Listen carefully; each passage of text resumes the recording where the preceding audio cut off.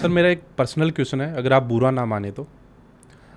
इस्लाम धर्म को एंटी हिंदू के हिसाब से क्यों डिज़ाइन किया गया है? जैसे अगर हम बात करें, हिंदू मूछें रखता है, इस्लाम में मूछें नहीं रखते।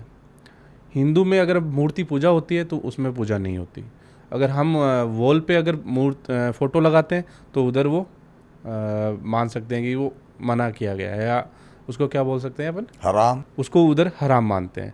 अगर हिंदू में अगर हम बात करें, गाय पूजा होती है तो उधर कत्ल होता है। अगर इधर हम हाथ अगर सीधे होके धो रहे हैं तो इस्लाम में उल्टे होके धोया जाता है। तो इतना एंटी हिसाब से कैसे डिज़ाइन किया गया है और क्यों किया गया है आपके हिसाब से? देखिए, उस टाइम मोहम्मद साहब का निज़ाम चल रहा था और मोहम्मद साहब मुशरिकों, काफिरों और मूर्ति पूजकों से नफ़रत करते थे। वो उनको जबरन जंग कर कर के इस्लाम के अंदर परिवर्तित करने की कोशिश कर रहे थे। हालांकि उनसे हुए नहीं है, लेकिन उन्होंने जंगें बहुत भयंकर की हैं इसी वजह से, और ये उनकी मानसिकता कुरान के अंदर दिखती है। कुरान के अंदर ऐसा कोई 16-17 आयत हैं, अगर आप कहेंगे तो मैं सुना दूंगा सारी की सारी कौन कौन सी आयत हैं, जिनमें काफिरों के लिए बताया गया है कि तुम लोग इनसे दोस्ती ना करो, तुम लोग इनसे प्रेम ना करो, तुम लोग इनसे लड़ो, तुम लोग इनको मारो, तुम लोग इनसे जजिया लो। यानी कि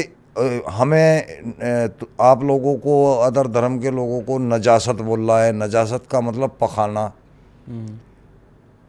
तो ये कुरान खुद इस तरह का इंसान को बना रहा है, मुसलमानों को बना रहा है। तो मुसलमान जब इन लोगों से नफ़रत करता है तो इनकी चीज़ों को कॉपी भी नहीं करता।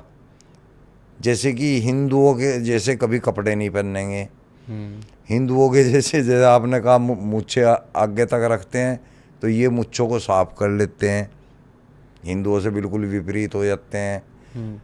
ये इस टाइप के काम ये करते हैं, ये स्क्रिप्चर के अंदर लिखा हुआ, इस वजह से करते हैं, ये दूरी बनाने के लिए करते हैं।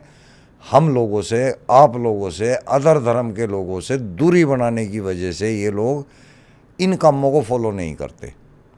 और इन्होंने इसके बहाने भी बनाए हुए हैं। जैसे मूछ का बहाना बनाया हुआ है कि मूछ इसलिए काटी जाती है कि खाना खाते टाइम कोई गंदगी ना मुंह के अंदर चली जाए।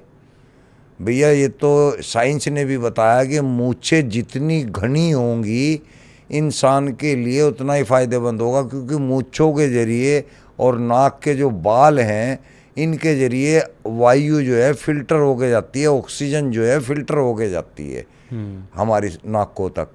तो ये तो फ़ायदेमंद है, और ये इसको काट के बैठ जाते हैं तो नुकसान की चीज़ होगी ना। लेकिन जेलसी के अंदर करते हैं, ये अपनी पहचान अलग दिखाने के लिए करते हैं। इसी तरह इन्होंने खतना के भी फ़ायदे बना रखे हैं कि खतना तो जैसे साइंस भी बताती है कि फ़ायदेमंद है। अब साइंस तो बताती है, मान गए हम, कभी तुम्हारे अल्लाह ने भी बताया कि खतना करो?